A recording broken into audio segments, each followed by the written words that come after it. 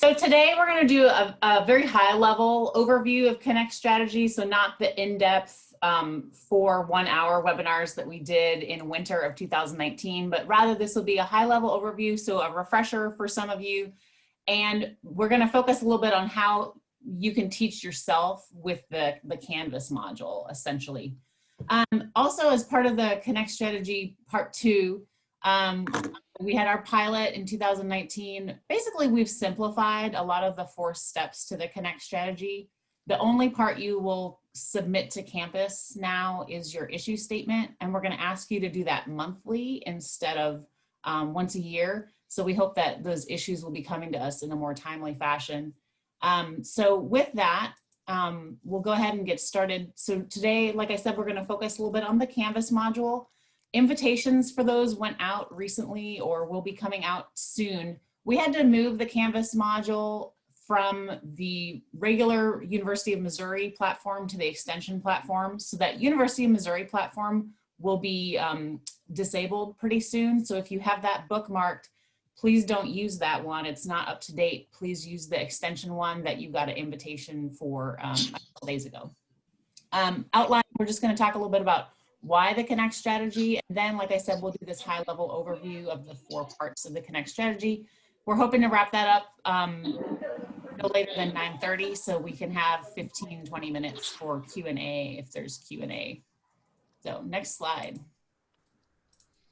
So when you log into Canvas, you'll see whatever different courses you have. You'll want to click on this CED-CES, resources for CED-CES course. And that will be, the Connect strategy will be one of the modules in that course. Next slide. As I said today, we're gonna talk a little bit about what's in this Connect strategy module. But first I'm gonna talk about the Welcome to MU Extension module that we have added some new material to. Next slide. The what is extension, most of you guys, that won't be anything new. Put some language in there that you could grab and use in a press release, or if you're talking to a client who doesn't understand what extension is, some language in there that you can use. The familiar map with the content information for the CED-CES is also in that particular module. Next slide. One thing that's new in this particular module, what is MU Extension, we added an org chart. And so Dr. Steve Devlin is going to talk more about the organizational structure of BNC at next month's webinar, about a month from now. But we had this org chart kind of already in the works. We thought it would be helpful for people who are new to extension, or again, if you're trying to explain to clients kind of what the interface is between A&E extension and BNC extension. So we hope that this org chart is a useful resource for you. Next slide.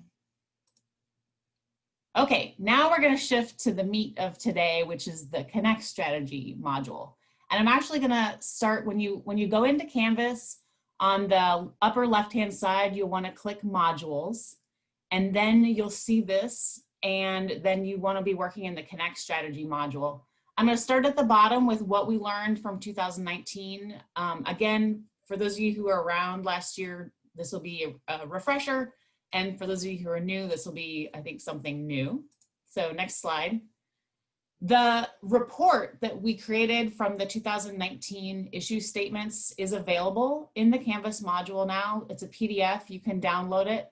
We've also summarized the main findings from the reports here in the page. Next slide. So for those of you who are new, here's the Connect strategy that I've been talking about for several minutes already. Well, the Connect strategy is a community engagement process. It's a tool. So it's designed to help you, it's designed to help me, it's designed to help all of us learn about the region or regions that we work in, identify opportunities in those regions, develop relationships. That's the engagement portion.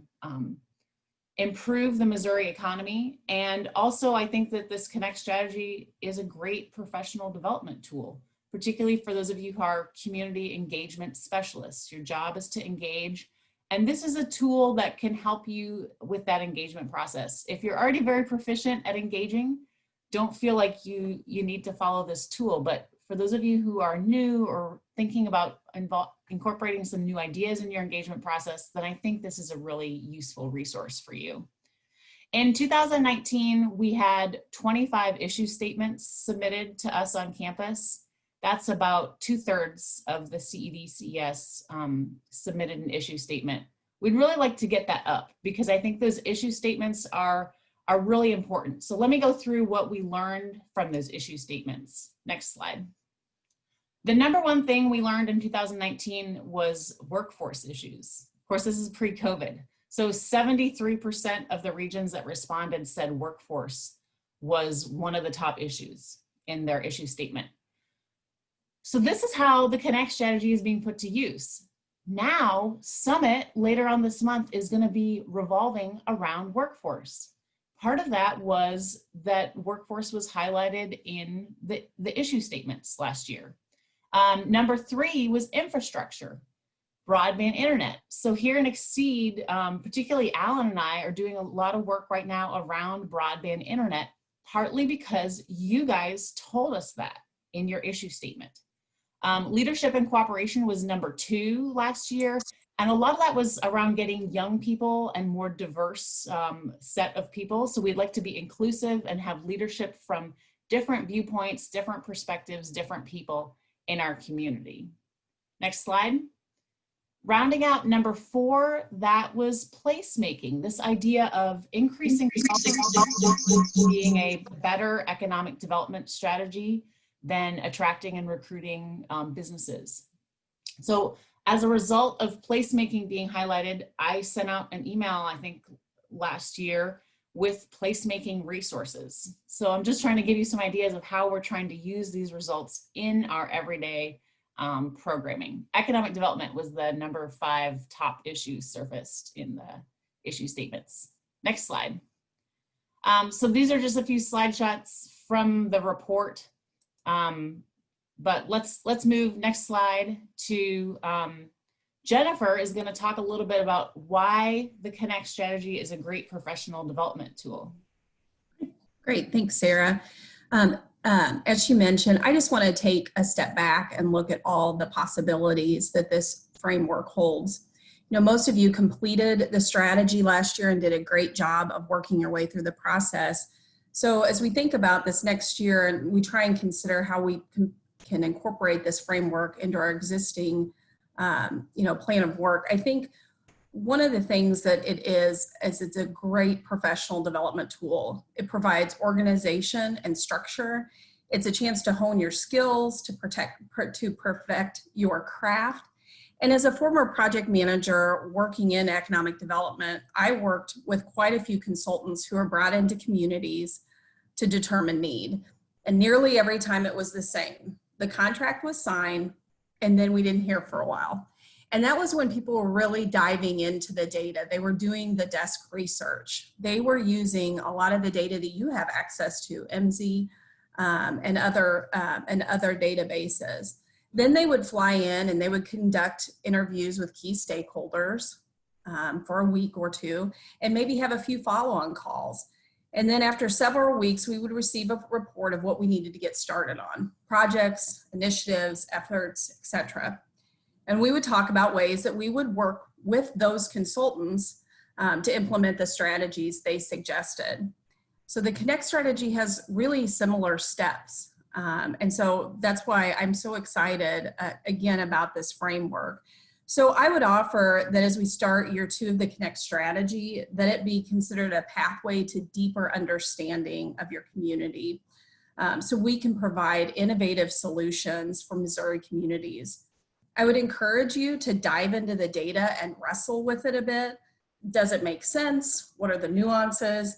That way, when you meet with stakeholders and are actively listening and trying to gain their perspective, you can provide some context to those numbers. And then as you're exploring the gaps and determining the need, we can, as a collective team, think about how we can work together to solve problems for the communities you work in. Our main objective is for this process to help you get a seat at the table, to be engaging with key members in your community, to be making important connections so that we, as Extension team members in the field and on campus, can be involved in projects, finding those solutions for your communities. And we are always here to help you with that. If you have any questions or concerns, I know that the team is happy to work with you with whatever step may be holding you up. But we look forward to this next year and look forward to the opportunities this brings. Thanks, Sarah.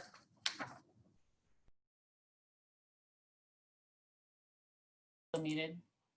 Thanks, Jennifer. I appreciate you providing some important background and thought. Jennifer, as most of you guys know, has a strong history in economic development here in the state of Missouri. I'm a newbie to Missouri. Mallory's a newbie to Missouri, so we appreciate having Jennifer there. And she's really great for connections too. And I think those connections are a huge part of your professional development. So don't be afraid to reach out to any of us if you're needing some help with those connections. All right, after I sped through the introduction, now we're gonna go through the nuts and bolts a little bit of the Connect strategy, the how-to, and showing you where all the resources for the how-to for the 4 steps of the Connect strategy are on the Canvas module. So again, a reminder, the 4 steps to the Connect strategy are the same as what they were in 2019. So kind of the data profile, going out and talking to people, those stakeholder interviews or focus groups, then documenting that matrix that you're documenting who you're talking to. That's something that's very helpful to your regional directors. It's helpful if you're moving into a field specialist position and there's somebody new coming into that county engagement specialist. Really helps with the communication. And then the 4th and final part is the issue statement. So I'm going to talk about the data profile first. You can find this information, this screenshot is in the Canvas module. And essentially with the data profile, you're reviewing data about your region to better understand the region, to gain perspective by comparing your region to other regions. So download the data for your region, but maybe compare your region to some other regions in Missouri, some maybe that are similar, some that are different. We'll also have reports in there for Missouri as a whole and the US as a whole.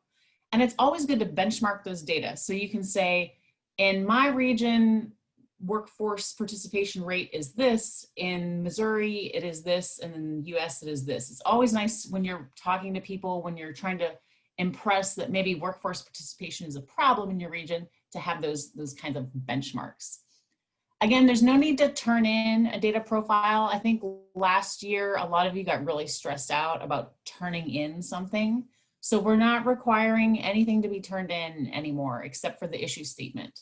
If you do want to publish your data profile, I think it would be good for one of us on campus that work with data a lot to peer review what you do. So, so if you decide to do a community presentation or publish something in your local newspaper, ask us to take a look. We're happy to peer review what you've done just to make sure you're interpreting everything correctly.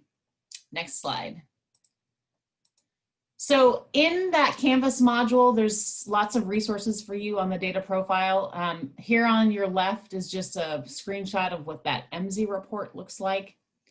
And on the right, there's also a data profile example that I created. And next slide. There's also the webinar that Mallory and Alan did earlier this year on using those Emsi data profiles. This is kind of an update to the webinar that Pat and I had done the year before, but you can watch that webinar. The recording is available right there in the Canvas module, or you can just flip through the PowerPoint slides again in that Canvas module. Next slide. So in addition to the example that's available that I created, Pam Dutzman actually did a really great job with her data profile last year, and she has volunteered to be a peer mentor to all of you in terms of the data profile. So you're always welcome to contact campus and ask us to review things. Sometimes I know you prefer to learn from your peers. So Pam has agreed to be a peer mentor on the data profile, and she has shared her data profile for Christian County also. So thank you, Pam. And she's a resource for all of you there. And now I will turn the baton over to Rob, who's going to talk about the second part of the Connect strategy. Good morning, everybody, and thank you, Sarah. The second part of the Connect strategy is the interview process. It's the conversations with stakeholders in your region. Very similar to what we did in the past, but we've tried to streamline this process for you to make it more intuitive, but also to make it so that there weren't the requirements as a part of it. So if you look at this, the first part of this, learning to talk to stakeholders in your regions, attending meetings, and we all do that, right? But attending meetings, talking to folks, and learning what organizations work actively in your community. As you go through that, also doing the same work with Extension and university resources, we think is an important part of that. And then moving into more specific conversations. But we want you to be intentional and strategic about this process too, because this is a way for you to build a broad network within your region, to identify not only the issues that are happening in your community, but also who is working on those issues, which is an important part of the conversation there. And hopefully over time, be able to build partnerships to create future change. We know that data and quantitative data tells us one story, right? But we also know that in our communities, in the conversations we have, we might learn that there are other issues that are coming up, or there are already people working on those, or there's something else that people are talking about there. So this is designed to enhance the quantitative data that you're already looking at to figure out what's going on. And there are a number of examples across the state where these conversations are leading to change. And we've seen them, whether it's establishing a career technical education center in Houston, Missouri, or whether it's with folks up in Northwest Missouri and Jackie and her group starting the ACT Work Ready Communities process. Next slide. We have a couple of tools that are available for you. These are optional. We want you to do this in a way that is as comfortable as possible for you in terms of thinking through what the interviews look like, but we still have a stakeholder interview questions sheet that can be used to help guide conversations with stakeholders that you have. This is a tool for you to use maybe to start the conversations. I always found when I'm doing interviews that I like what they call semi-structured interviews. I like to let the conversation go where it intends to go. We also know that during your conversations, it might be a 5-minute conversation with somebody passing in the street, right? You can still get important information out of that 5-minute conversation, even if it's not a formalized sit-down interview. And so do what works for you. It can be a series of 5 or 10-minute conversations. It can be formal interview questions, but figure out what works for you, how you're going to approach this in the best way possible, but be intentional about who you're talking to and strategic about the types of information that you're going to be getting. Next slide, please. We also have we've redesigned, Mallory, Dr. Rahe has done this, information about focus groups. So we had that in the last iteration of this, but we've tried to make the focus groups process much more rigid, much more robust, I guess I would say, not rigid here, but talking about some things that you need to be thinking through if you're going to be doing focus groups and looking at that as more of an advanced strategy to gathering information here. So we've established the guidelines for you in terms of that. These again should be used fairly sparingly, but they are a tool for you to be used. And if you have any questions, feel free to contact us on campus, especially some of those who are, or other colleagues who have done more focus group work in the past. Next slide. Finally, in Canvas, we will be putting there, it's not there quite yet, but it will be there today. We have put together a network map inspired by a couple of different ways here. First of all, inspired by work that Sarah and her group are doing around homegrown and mapping the entrepreneurial ecosystem work there. But also what we saw in St. Louis, where the Clark Fox Foundation has put together a workforce development ecosystem map that you can find online. It was shared to us through Claire Ripple and some others there. And so this is a goal to kind of help you understand the network and what does the world look like that you might be inhabiting, and who are you hopefully going to be talking to and getting their perspective on what's going on here. This was done in conjunction with Jackie Spainhauer up in North Central Missouri here. And it's just kind of an example of what that world can look like, who are some of the actors, and what are, who should you be talking with and what they are doing here. Yours might look very different than this, and that's okay, because we know that the constellation of entities that are engaging in the economic development space and in your community are going to be different than they are in other communities. And so this is really just intended for you as another tool to help you visualize, if you want to pursue this, a way to visualize what that universe looks like. There will be a blank one of these available. And then I also created this in a tool called Canva, which is different from Canvas. But if you want to, so you don't have to do this on the fancy tool like that, but if you want a link to that, let me know and I can send you a link so that you can create this for your own community also. Next slide. Finally, as we are doing with the other folks here, Maria Rodriguez-Acala did an outstanding job on stakeholder interviews and focus groups last year. And so she has agreed and willing to serve as a peer mentor for you. And so I would strongly encourage you to reach out to her as somebody that you can talk about ideas. How did she do it? What did she do successfully? What didn't work also, and figure out how to apply those in your triad. Thank you. Okay, so the next part of the Connect strategy is really keeping track of who you're talking to and what concerns they're raising. And I just want to stress there's a kind of a wide range of reasons to do this. It helps you sort of just understand the conversations you're having to start identifying themes that come up across different conversations so you can work your way towards an issue statement. It also is great for you to document it in a way that makes it easy for you to share with your RD, for you to share with campus, for you to share with your peers in your triad. And it's a great succession planning tool so that if you leave your position, colleagues who come into that position later sort of understand what were the state of extension relationships in this particular county and region.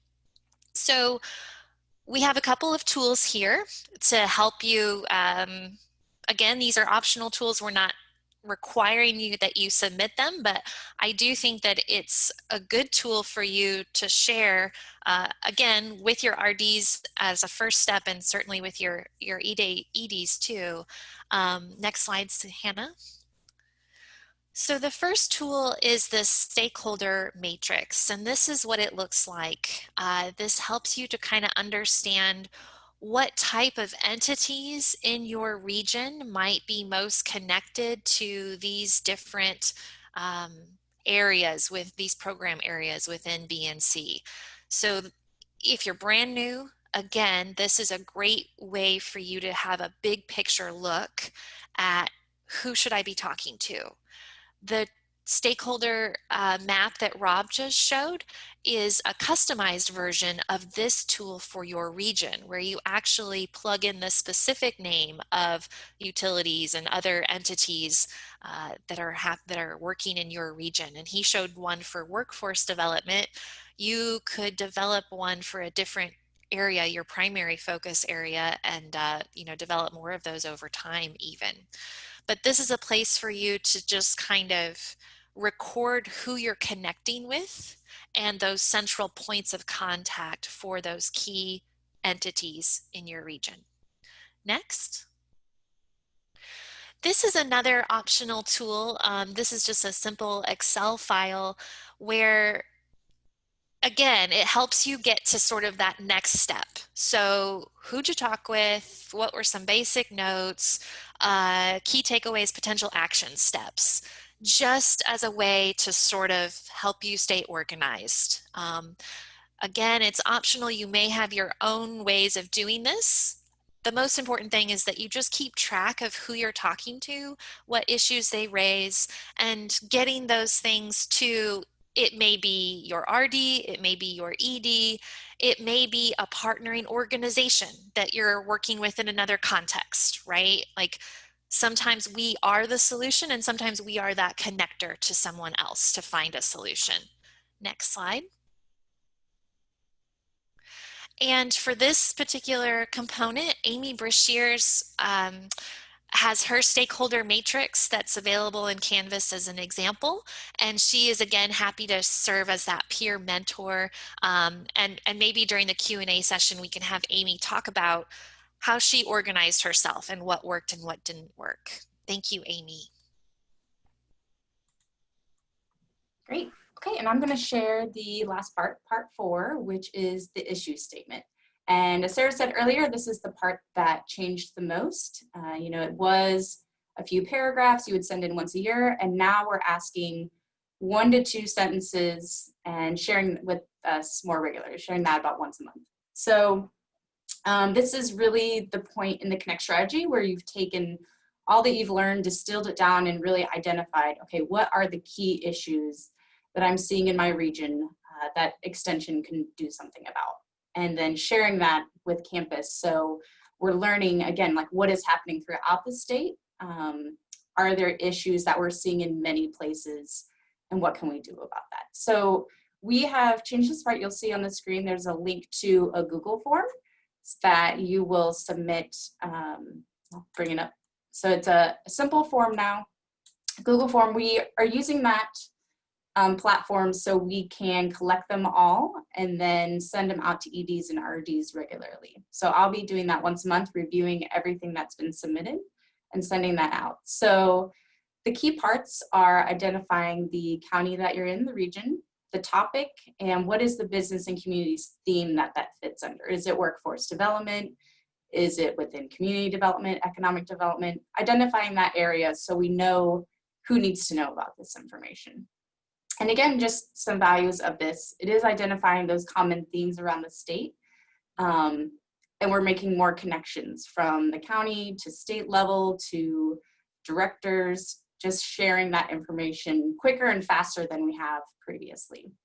Hopefully another thing that can come from this is finding out maybe some new grant opportunities. Maybe, you know, meat processing was an issue earlier this year with COVID, and there's possibly, well, now there's funding available for it. So finding who throughout the state has an issue that maybe we can add to this grant, and just knowing what's happening so we can be available for those opportunities. So again, the link for this will be on the Canvas site, and I will be collecting those regularly and sharing those out with others. We also, Stephen Mukembo has offered to be the peer mentor for this as well. So Stephen had a great issue statement last year when we did the Connect strategy, and he has offered as well just to be a mentor for this part of it. So you can talk with him, you know, figure out how can I distill all these issues into one specific statement that I need to be sharing. So thank you, Stephen, for doing that. All right, so that is the whole Connect strategy. We've gone over that quickly, but now we have time for Q&A. So we all are able to take questions. So feel free to unmute yourself and ask, or put in the chat. Yeah, Sarah. I'll just start with one little anecdote about the issue statement. So I think 2 days ago, Maria Rodriguez Alcala emailed me and said, you know, COVID is really taking off in my neck of the woods, putting a little bit of strain on hospitals. It was just a note about something else, but that's the kind of thing you could put in an issue statement. So Maria sent that to me 2 days ago. Yesterday, ERS in Kansas City contacted me. They have put together a really cool research product on COVID in rural areas. They asked me to peer review it, but they said, do you know if COVID is on the minds of people in rural areas? And I was able to say, oh, well, Maria in this region, you know, just sent to me yesterday that this is on her mind. So that's just one anecdote about how these issue statements can be helpful. So that was very helpful to ERS. If we had that for everybody, you know, we could say to ERS. Similarly, last year, I was able to share results of the issue statements at the Kansas City Federal Reserve in terms of their thinking about what should we be doing in terms of policy and practice in the greater Great Plains area.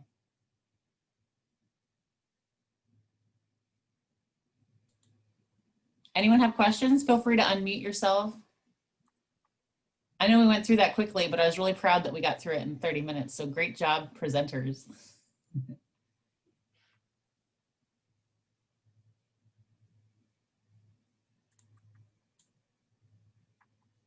No questions? No comments? Sarah, this is Jackie. And I was just wondering if the Emsi data had been updated since the last time we did this. Yeah, good question. We have a student who will be running the reports probably tomorrow. So No, it hasn't been updated, but we were basically just waiting for the newest data to be released, which I think came out this week. So we'll have new triad reports up in box probably early next week. Hannah can send out an email once those are in there. And if you need a county report, email Hannah, let her know. We decided not to run the county reports and run triad reports instead, but we can do a county report if you need a county report. Okay, thank you. David asked if we'll get a reminder to send an issue statement. I wasn't planning to, but if that is something you all would like, I have no problem just sending out a reminder email about that. That's probably also a good reminder for me to be looking at those. So that's a good idea, David.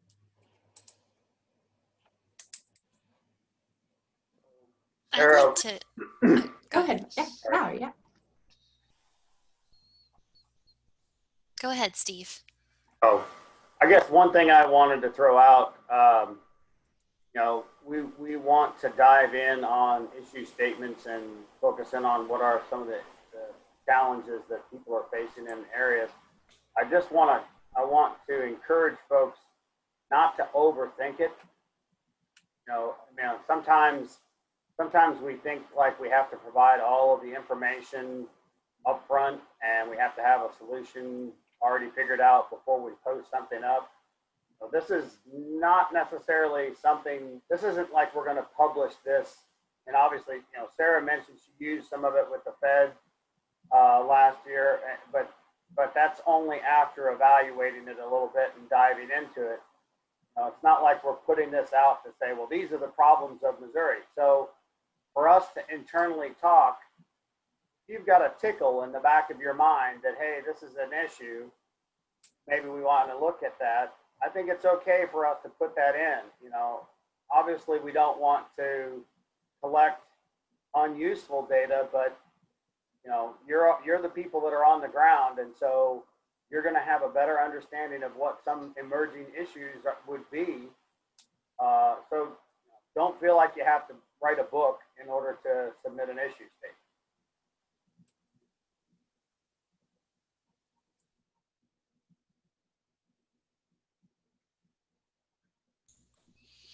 I just wanted to say too that we have these different program areas in B&C, but we really want people to be working across program areas, and you know, those issue statements will go up to the appropriate ED and RD, but just because you're an ag business policy person doesn't mean that I only want you talking to ag business policy folks and working on those kinds of issues, right? We want you to be working across areas, and we want to hear about agricultural issues across the state, not just the places where we have ag business policy folks. So just a clarification there.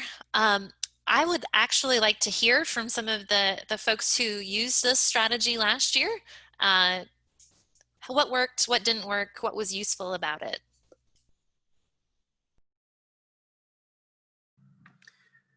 I'll chime in.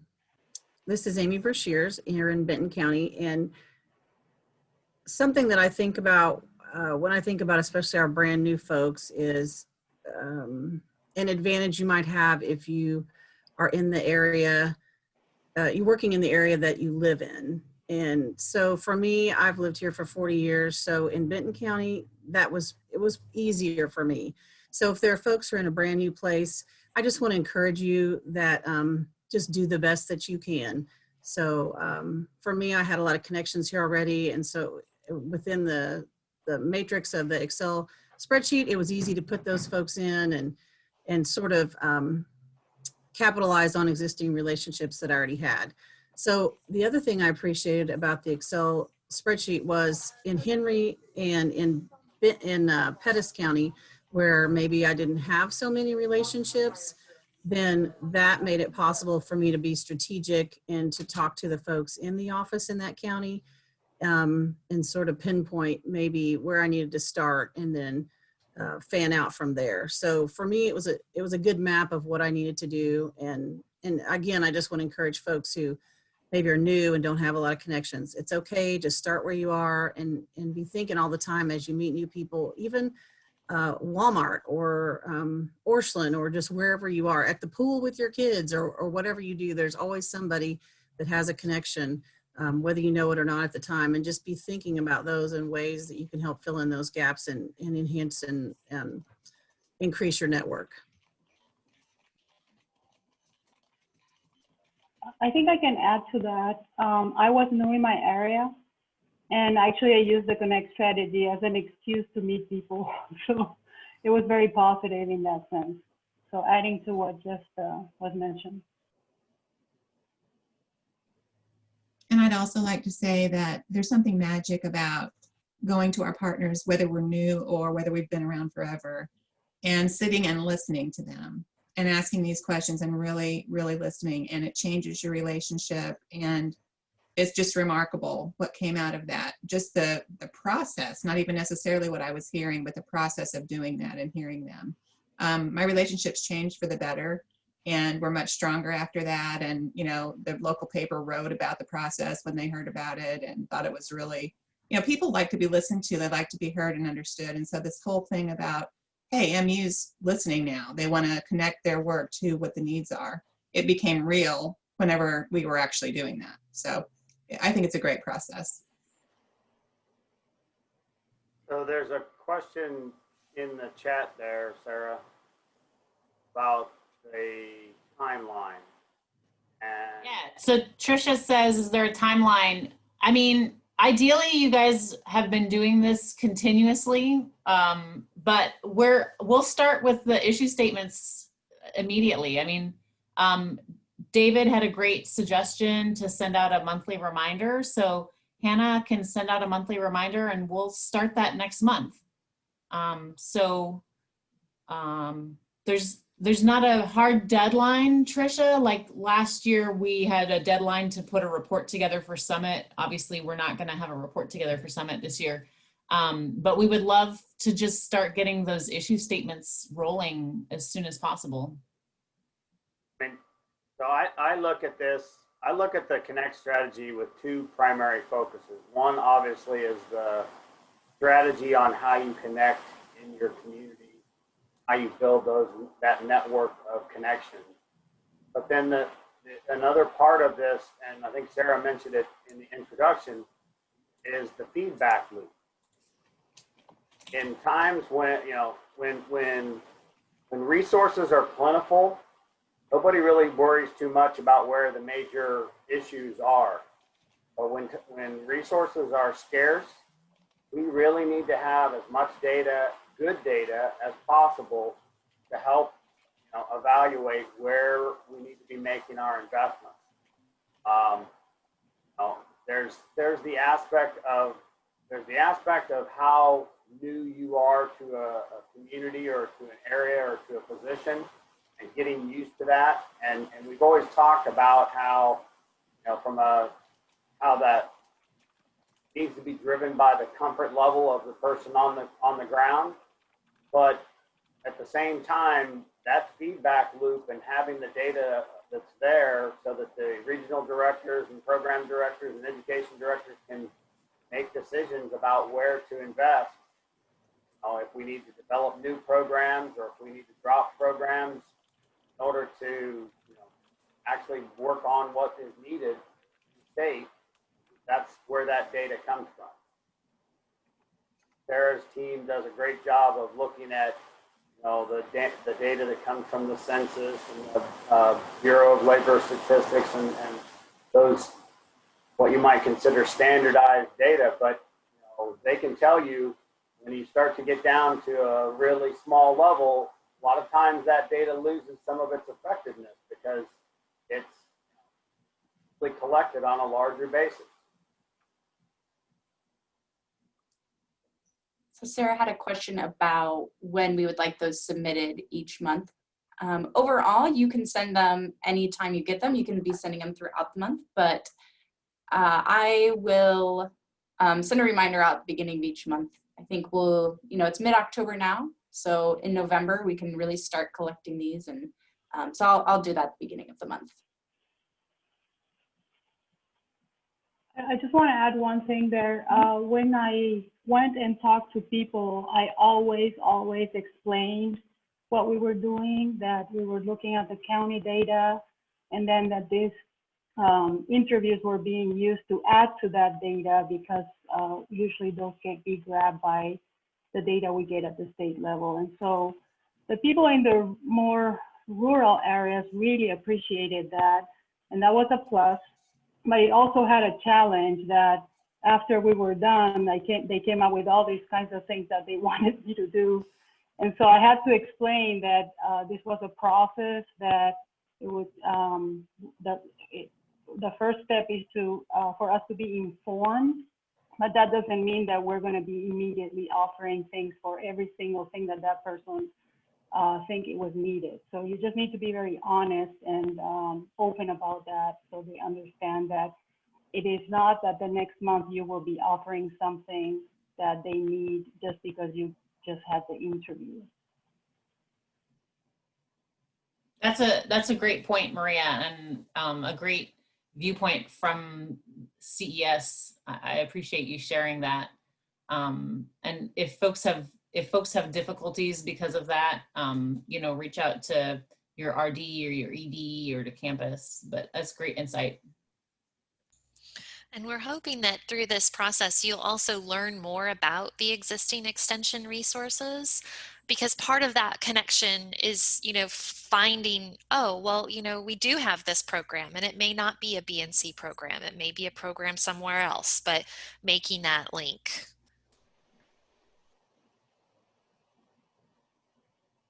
The other thing I will throw in there that I really like what Maria was talking about from a standpoint of, you know, as we talk about extension and what is the role of extension. Additionally, we've been in this position where we've talked about ourselves or thought of ourselves as solution providers. That's always a satisfying role to play. But I was in a meeting or a Zoom meeting here with Marshall a couple months ago, where he was talking to a group of folks from the energy industry, and he described our role from an extension perspective. He described us as being the amplifiers, that we're here to help amplify and improve what's going on. So it's not that we have to be the sole providers.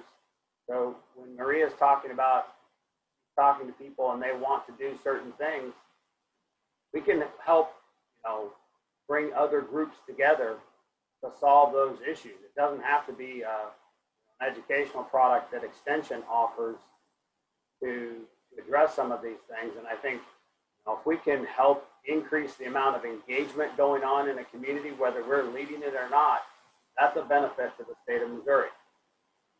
I think, you know, from my perspective, that's extension work. I think that should be supported by Marshall.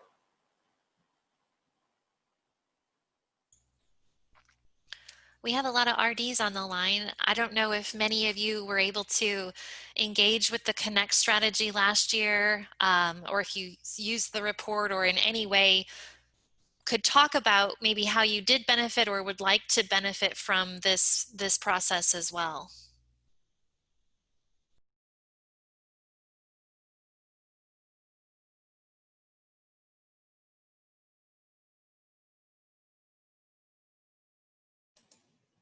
Joe, Mike, Elizabeth, Jody, any comments? Joe, you're muted. I think the process was good. A lot of people that used it were able to, I think, make some connections, and that was particularly good since I had a lot of new faculty on board in the region, and they were able to, you know, make some contacts and start to build some relationships. So that was probably the best thing that came out of that, out of Connect strategy. Thank you. Mike? Yeah, I'm inclined to agree with Joe. I think not only for them, but for me too, and talking with them as they were going through the Connect strategy process, just getting to know the communities around the region a little bit better, and some of the leaders and people that they were talking to was very useful. So I think it's been a positive for everybody that interacted with it.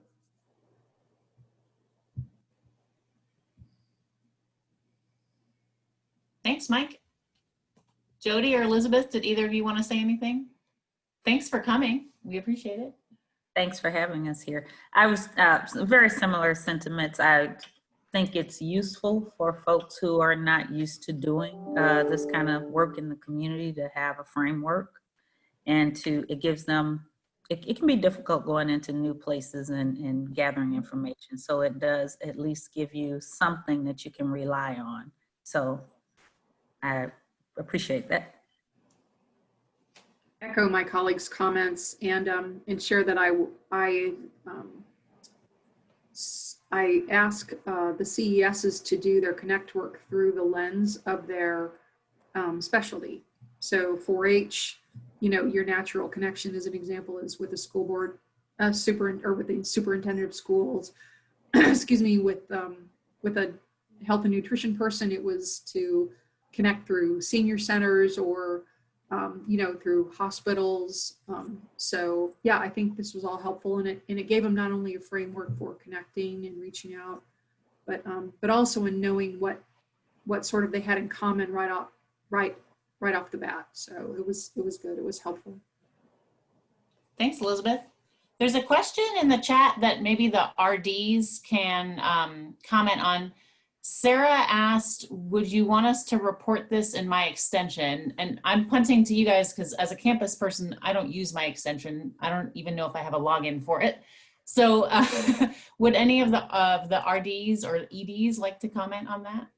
I'll just say I literally had a GROW meeting right before this where the person was telling me about doing her job or the, excuse me, she listed some new connections through Educate, and I encouraged her to put those in Connect as well, because she was literally doing her work, you know, it was literally touching both places. So there's one of us, there are other RDs that are much better with reporting in my extension than I am, and but I said put it in both places, Educate and Connect.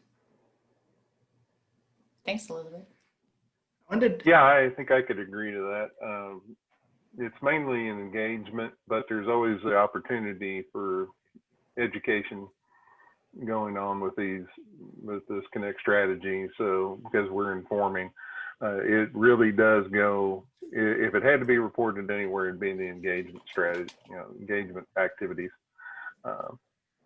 It's a great way to connect with the community. It's a great way to build relationships. And Elizabeth's right. We have a tendency to want to separate the two of engagement and education, and that's just not the way this works. And you know, for extension to work, engagement is the absolute necessity, and so it is part of both. I wanted to pick back on what Joe was sharing. This is kind of what happened when I'm doing that Connect strategy.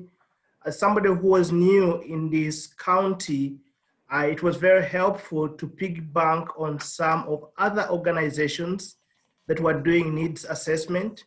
So what happened during that time, United Way was conduct a county-wide needs assessment. So I was able to engage with them, and when they were doing focus group, I was part of the focus group, and I was part of the people that was helping them do the needs assessment. So it was kind of very helpful to kind of piggyback on them because one, they were more established and they had more connections, which would not be the case to invite people to the extension office. So we went around the county doing that needs assessment, and it was very helpful to even get to know part of the county and connect with other people in the county. So that's something that my peers could do. If you're new in a county, then you might think about what other organizations are doing and see if that is something that you can, if you can embed with them and try to see how best you can do the needs assessment. Thank you, Stephen. That's great.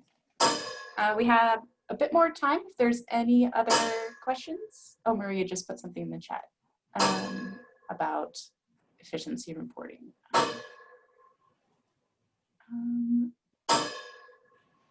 Okay, so Jackie has a question. Of different ideas or methods to track our contacts and conversations. Is that okay? I would say absolutely. I know we gave some examples if you wanted to not have to start from scratch. I think that is okay.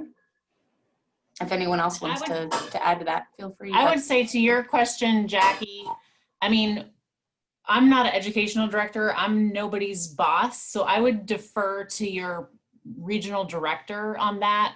Certain regional directors might say, yeah, we want everybody to do the matrix because I want to have a matrix for everyone. Other regional directors might not. So I would defer to your regional director or maybe your educational director on that, but probably your regional director. And Sarah, for what it's worth, I think that would be something that you'd want to have a very direct conversation about, the specifics of what that individual was looking to do that was different. So I guess, Jackie, can you elaborate a little bit on the different ideas of tracking contacts and conversations? I mean, so I know the folks that are working on the SPDC and on the business development side, and I know that's a lot of folks from the, with the new Ag SPDC Center are working with Neosera, which we kind of use as our client management database. And we've talked. So sure, Steve. Oh. Go ahead. Oh, well, sure, I can share. So I already use a platform called Trello to track because I get involved in so many different things. I use that to track my projects, programs, contacts, and all of that already. And it's a platform, it's a free platform that if I would say, talk to Joe and he's open to receiving a link to my Trello board, he could see everything that I'm working on, the contacts and the interviews that I'm doing. And I only have to enter it once instead of into a spreadsheet. Then he would get separate copies, and he could go into my board at any time and see, the people I'm communicating with and the notes that I'm taking as I do that. And it's very versatile in I can share just what I want him to see, because he doesn't need to see all of the different boards that I'm using on that platform. But it would be maybe just the Connect strategy and my contacts. So that's one of the ones that I was thinking that it would be really easy to just share that data with him, and he could access it at any time he was curious to know what was going on in my quad. So I guess what I would say about that, I think we should always look and consider what those kinds of tools, how they could be utilized. The one thing, and I'm not saying this as a as a hard fact because I don't really know. I know, but depending on what kind of information we're talking about, and which conversations we're talking about, if there's any kind of connection to a specific respondent or to a specific what you might consider client, we need to think about the confidentiality of that. I mean, I know on the SPDC we utilize Neosera as a client database, but the access to that database is controlled. And I don't know when you talk about Trello, I'm assuming that they're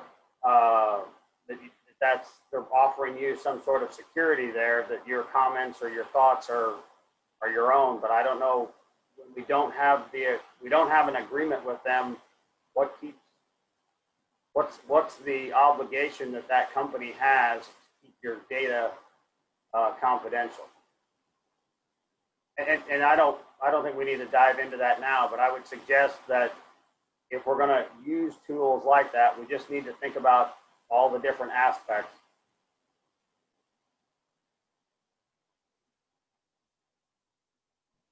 That makes sense. Right now, it's just linked to my own personal email.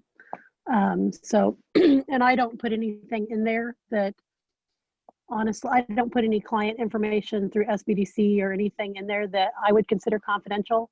You know, as we have these conversations with our folks we're doing through the Connect strategy, I mean, I don't know how technically, unless somebody says, hey, keep this confidential or this didn't come from me, you know, I wouldn't be putting that in anything anyway. So I guess I've never really thought about sharing my Trello boards. Right now, I'm the only one that has access to them. I just know it's a possibility. So that was just where I was going with that, just thinking outside the box, whether or not it would be a possibility. But definitely, I think, Steve, I can look into what the security is on that. You know, I know there's other resources out there. It was just something I use personally, and it's very easy for me to keep organized and coordinated on my own personal projects. So I think any time when we can look at a tool that helps us be more efficient, I think that's a good thing for us to consider. So yeah, I just make sure that we think about it completely.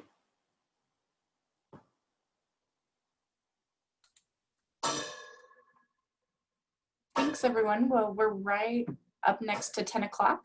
So I think this was a great discussion. Thank you for joining us today and participating.